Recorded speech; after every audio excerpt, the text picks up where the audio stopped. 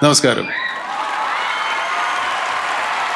Anand T വിയുടെ 5ാമത് അവാർഡാണ്. 3 പ്രാവശ്യം ഞാൻ വന്നിട്ടുണ്ട്. നമ്മുടെ ടെലിവിഷൻ രംഗത്ത്, നമ്മുടെ ദൃശ്യമാധ്യമ രംഗത്തിന്, അല്ലെങ്കിൽ മലയാള ദൃശ്യ മാധ്യമങ്ങൾക്ക് ഒരു 10-25 വർഷത്തെ പഴക്കമുണ്ട്. നമുക്ക് അപരിചിതമായിരുന്ന ടെലിവിഷൻ പരിപാടികൾ 25 വർഷം കൊണ്ട് ഒരുപാട് വളർന്നിട്ടുണ്ട്. സാങ്കേതികമായും അതിൻ്റെ ഘടനാപരമായും ഉൾക്കാമ്പ് കൊണ്ടും ഒക്കെ ഒരുപാട് വളർന്നു കഴിഞ്ഞിരിക്കുന്നു. ഇത്രയും ദൂരം നമ്മുടെ ഭാഷ സംസാരിക്കുന്ന നാട്ടിൽ നിന്ന് വന്ന് താമസിക്കുന്ന ആളുകൾ ഈ ചാനലുകളിലൂടെയാണ് നമ്മുടെ സംസ്കാരവും നമ്മുടെ ഭാഷയുമൊക്കെ എന്നും മറക്കാതെ സൂക്ഷിക്കാനുള്ള ഒരു കാരണം. തീർച്ചയായിട്ടും സിനിമ ഇതിന് വലിയ ഭാഗമാണ്. സിനിമയും ടെലിവിഷനും നമ്മുടെ പത്രങ്ങളും ഇപ്പോൾ നവമാധ്യമങ്ങളുമൊക്കെ നമ്മുടെ ഭാഷ കൊണ്ട് തന്നെ നിങ്ങളെ പലപ്പോഴും നമ്മുടെ സംസ്കൃതിയിൽ നിലനിർത്താൻ ഒരുപാട് സഹായിക്കുന്നുണ്ട്. നിങ്ങളുടെ ചിന്തകളെയും ധാരണകളെയും നിങ്ങളുടെ സ്വപ്നങ്ങളെയും നിങ്ങളുടെ അഭിലാഷങ്ങളെയും ഒക്കെ, അല്ലെങ്കിൽ ലോകത്ത് നടക്കുന്ന ഒരുപാട് കാര്യങ്ങൾ നിങ്ങൾക്ക് മനസ്സിലാകുന്ന ഭാഷയിലേക്ക് നിങ്ങൾക്ക് പകർന്നു തരുവാൻ ഈ മാധ്യമങ്ങൾക്ക് കഴിയുന്നുണ്ട്. സിനിമ, ടെലിവിഷൻ രണ്ടും വളരെ ഒത്തുചേർന്ന് പോകുന്ന 2 സങ്കേതങ്ങളാണ്. ഞാൻ സിനിമയിലാണ്. ടെലിവിഷൻ രംഗത്തുണ്ടോ എന്ന് ചോദിച്ചാൽ ഇല്ല എന്ന് പറയാൻ പറ്റില്ല എന്ന് മാത്രം. ശ്രീകുമാറിനെ പറ്റി പറയുമ്പോൾ, ഈ അടുത്ത കാലത്തായിട്ട് അദ്ദേഹം ഒരു സിനിമയിലും കൂടെ അഭിനയിക്കുകയുണ്ടായി. അങ്ങനെ ഇതിപ്പോൾ 5ാമത്തെ അവാർഡാണ്. ഇത്തവണ ആർക്കാണ് ഏറ്റവും നല്ല നടൻ എന്നുള്ള അവാർഡ് എന്ന് എനിക്കറിയില്ല. ഞാനും ടൊവിനോയൊക്കെ ഇതൊക്കെ കിട്ടുമെന്നും പറഞ്ഞ് വന്നിട്ടുള്ളതാണ്.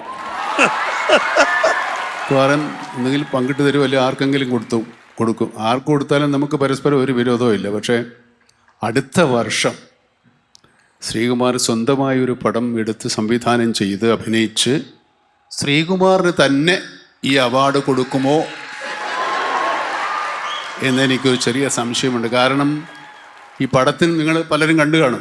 പേട്രിയറ്റ് എന്ന് പറഞ്ഞ സിനിമയിൽ അദ്ദേഹത്തിൻ്റെ ഒരു സിനിമ ഇത്തിരി ഒരു കുഴഞ്ഞ സമയത്ത് നിൽക്കുമ്പോഴാണ് അദ്ദേഹത്തിൻ്റെ സീൻ വരുന്നത്. അതുകൊണ്ട് ആ സിനിമയിൽ ഉൾപ്പെട്ട് ചിരിയും തമാശയും ഒക്കെ ആൾക്കാർക്ക് ഓർത്തിരിക്കുന്ന ഒരു സീനായി മാറി. അപ്പോൾ പുള്ളി തന്നെ പറയുന്നുണ്ട്, ഞാൻ എൻ്റെ ഭാഗം നന്നായി ചെയ്തു എന്നാണ്. ബാക്കിയുള്ളവരാരും അവരുടെ ഭാഗം നന്നായി ചെയ്തില്ല എന്നാണ് പുള്ളി ഉദ്ദേശിക്കുന്നത്. അതൊരു പ്രാവശ്യം ഞാൻ പലപ്പോഴും അദ്ദേഹത്തിൻ്റെ കൂടെ ഉണ്ടാകുന്ന ഒരാളാണ്. പുള്ളി എപ്പോഴും അതിനെപ്പറ്റി ആലോചിച്ച് ഇങ്ങനെ ഉൾപ്പുളകം കൊള്ളുന്നത് ഞാൻ നന്നായി ചെയ്തിട്ടുണ്ട്. എൻ്റെ ജോലി ഞാൻ വളരെ സത്യസന്ധമായി നിർവഹിച്ചിട്ടുണ്ട്. അതുകൊണ്ടാണ് ഒരു ആത്മവിശ്വാസം ശ്രീകുമാറിന് പുതുതായിട്ടുണ്ടായിട്ടുണ്ട്. ശ്രീകുമാർ കലാകാരനാണ്, സർവോപരി പാട്ടുകാരനാണ്. ഇപ്പോൾ അടുത്ത പ്രാവശ്യം മറ്റേ ശ്രീകുമാർ ഇല്ലാതെ ഈ ശ്രീകുമാർ തന്നെ പാടി ഒരു ഗാനമേള നടത്താൻ സാധ്യതയുണ്ട്. മിക്കവാറും MG അണ്ണന് പണി കിട്ടും. ഒരു വൈകുന്നേരം ഇതുപോലെ എന്തോ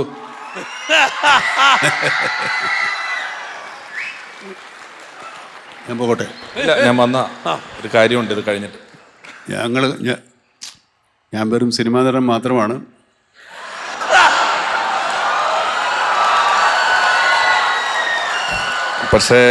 പക്ഷേ ഒന്നുമില്ല.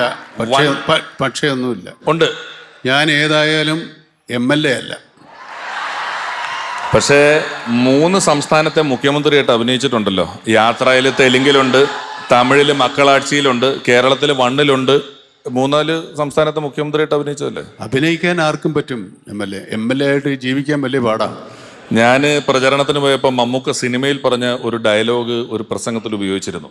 അത് ജനങ്ങളെ ഭരിക്കാൻ വേണ്ടിയാകരുത്, ജനങ്ങൾക്ക് വേണ്ടി ഭരിക്കാനായിരിക്കണം ഓരോ ജനപ്രതിനിധിയും മുന്നിലേക്ക് പോകുന്നത് എന്നുള്ളതാണ്. അത് സിനിമയുടെ തിരക്കഥയിലില്ലാതെ മമ്മൂക്ക കയ്യിൽ നിന്നിട്ട് 1 എന്ന് പറയുന്ന ചിത്രത്തിൽ പറഞ്ഞൊരു ഡയലോഗാണ്. ആ ഡയലോഗ് ഞാൻ കൃത്യമായിട്ടൊന്നുകൂടെ പറയാം. ജനങ്ങളെ ഭരിക്കാൻ വേണ്ടിയല്ല, ജനങ്ങൾക്ക് വേണ്ടി ഭരിക്കാനാണ് ജനാധിപത്യ ഗവൺമെൻറ് എന്നാണ്. അപ്പോൾ പിഷാരടി ഇലക്ഷൻ നിൽക്കാൻ പോയപ്പോൾ നമുക്കൊക്കെ ഭയങ്കര ടെൻഷനുണ്ടായിരുന്നു. എന്നാൽ അത് ഈ ഇലക്ഷൻ ആളുകളെ വോട്ട് കയ്യിലിരിക്കുന്ന വോട്ട് വാങ്ങിച്ചെടുക്കാൻ വലിയ പാടാണ്. സിനിമയിൽ പിന്നെയും കയ്യിലിരിക്കുന്ന കാശ് വല്ല 10, 50, 100 ഒക്കെ നമുക്ക് വാങ്ങിച്ചെടുക്കാൻ വളരെ എളുപ്പമാണ്. പക്ഷേ ഒരു വോട്ട് അത്ര ചീപ്പായിട്ട് കിട്ടുന്ന കാര്യമല്ല. അവർക്ക് നല്ല വിശ്വാസം ഉണ്ടാവണം. ഇവൻ തട്ടിപ്പുകാരനാണോ, വെട്ടിപ്പുകാരനാണോ, കള്ളനോ, ഗൗഡിയനാണോ എന്നൊന്നും അറിയത്തില്ലല്ലോ ആൾക്കാർ. അതല്ലെന്ന് ഈ ചങ്കെടുത്ത് കാണിച്ച് അത് ചെമ്പരത്തി പോലെ ചങ്കാണെന്ന് ബോധ്യപ്പെടുത്താൻ പിഷാരടി പെട്ട പാട്. ഇപ്പോൾ തീരെ വരുമാനമില്ല. ആളുകൾ ചില്ലറ സഹായങ്ങളൊന്നുമല്ല പിഷാരടിയോട് ചോദിക്കുന്നു. അതുകൂടാതെ പിഷാരടിയോട് ചില രഹസ്യമായിട്ട് ചില ആളുകൾ പറയുന്നത്, എൻ്റെ മോൾക്ക് 18 പവൻ്റെ പൊന്ന് ഞാൻ വാങ്ങിച്ചു വെച്ചിട്ടുണ്ട്, 2ഉം കൂടെ കൂട്ടി 20 ആക്കണം, സാറ് സഹായിക്കണം. പിഷാരടി ഞെട്ടി. അപ്പം അയാളുടെ അടുത്ത വാചകം, അല്ല സാറ് തരണ്ട, ആ മമ്മൂട്ടി സാറിനോട് പറഞ്ഞാൽ മതി. ഇത് ഞാൻ വിളിച്ച് പറയുകയും ചെയ്തു കേട്ടോ. ഇതിൻ്റെ അവസ്ഥ ഒന്ന് ആലോചിച്ച് നോക്കിയേ. ഈ ആൾക്കാർ വിചാരം പിഷാരടി പറയുന്ന പോലെ ഞാൻ കേൾക്കുകയും ഞാൻ പറയുന്ന പോലെ പിഷാരടി കേൾക്കുമെന്നാണ്. ഞങ്ങൾ രണ്ടുപേരും അത് ചെയ്യാത്തതാണ്. ഏതായാലും ചുരുക്കത്തിൽ പറഞ്ഞാൽ, അല്ല, ഞാൻ തെരഞ്ഞെടുപ്പ് രാഷ്ട്രീയത്തിലേക്ക് വരുന്നതിന് മുമ്പ് ഇത് ഗൗരവമായിട്ടാണ്. മമ്മൂക്ക ഒരു ദിവസം എന്നോട് പറഞ്ഞു, സിനിമാ നടൻ എന്നുള്ള അഡ്രസ് ഉപയോഗിച്ചുകൊണ്ട് തിരഞ്ഞെടുപ്പിന് ഇറങ്ങരുത്. ജനങ്ങളുടെ ഇടയിൽ ഇറങ്ങി പ്രവർത്തിച്ച് അവർക്ക് വേണ്ടി നിൽക്കുമെങ്കിൽ മാത്രമേ, അതിനുള്ള ഉറപ്പുണ്ടെങ്കിൽ മാത്രമേ തിരഞ്ഞെടുപ്പ് രാഷ്ട്രീയത്തിലേക്ക് പോകാവുള്ളൂ. അല്ലെങ്കിൽ അത് ചെയ്യാൻ ഇഷ്ടം പോലെ ആൾക്കാരുണ്ട്. അങ്ങനെ ഒരാളുടെ അവസരം നിഷേധിച്ചുകൊണ്ട് സിനിമാ നടൻ എന്നുള്ള അഡ്രസ്സ് ഉപയോഗിച്ച് കയറരുതെന്ന് പറഞ്ഞ ഒരാളാണ് മമ്മൂക്ക.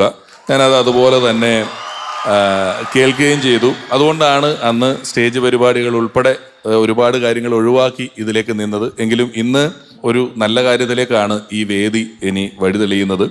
അങ്ങനെ പറഞ്ഞെങ്കിലും ഏതെങ്കിലും ഒരു പരിപാടി 10-27 വർഷം ഒരു മേഖലയിൽ നിന്നുകൊണ്ടുണ്ടാക്കിയ ഒരു അസറ്റാണ് ഈ കലയും പരിപാടികളുമെല്ലാം. അതൊരു തിരഞ്ഞെടുപ്പിന് മുമ്പ് പറഞ്ഞെങ്കിലും, അപ്പോൾ പാലക്കാടിന് ഗുണമാകുന്ന എന്തെങ്കിലും ഒരു കാര്യം ഒരു ഫംഗ്ഷന് പോകുമ്പോൾ ഉണ്ടെങ്കിൽ അത് നല്ലതാണ് എന്ന് പറയുകയും ഈ പരിപാടിക്ക് വിളിച്ചപ്പോൾ ഞാൻ ശ്രീകുമാർ ഏട്ടനോട് ഒരു ആവശ്യം പറയുകയും ചെയ്തു.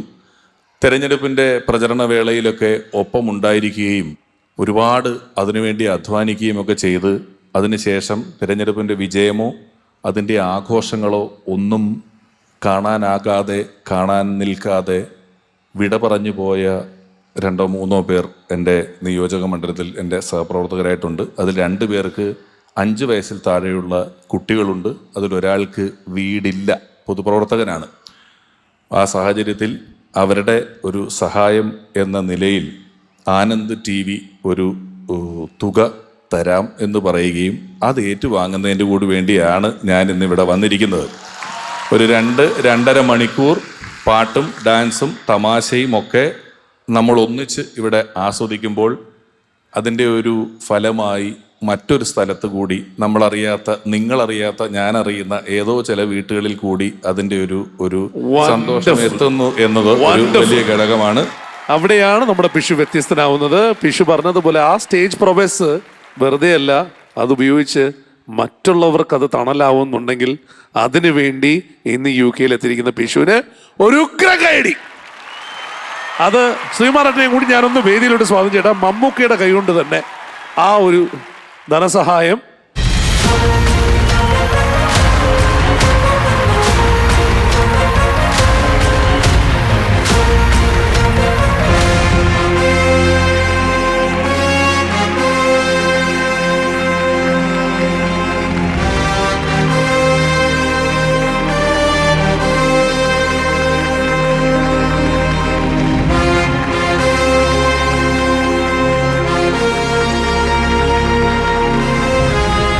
മമ്മൂക്കയുടെയും ശ്രീമാരേട്ടൻ്റെയും കയ്യിൽ നിന്ന് ഏറ്റുവാങ്ങാൻ കഴിഞ്ഞത്, നിങ്ങളെ സാക്ഷിയാക്കാൻ കഴിഞ്ഞതിൽ ഉള്ള അതിയായ സന്തോഷം കൂടെ ഈ അവസരത്തിൽ രേഖപ്പെടുത്തുന്നു. ഈ ഷോയുടെ നിങ്ങളെല്ലാവരും ഈ തുകയിൽ ഭാഗവാക്കാണ് എന്നുള്ളതിലും അതിയായ സന്തോഷം. Thank you very much. Wonderful, big moment everyone. വലിയൊരു കൈയടി അതിന്.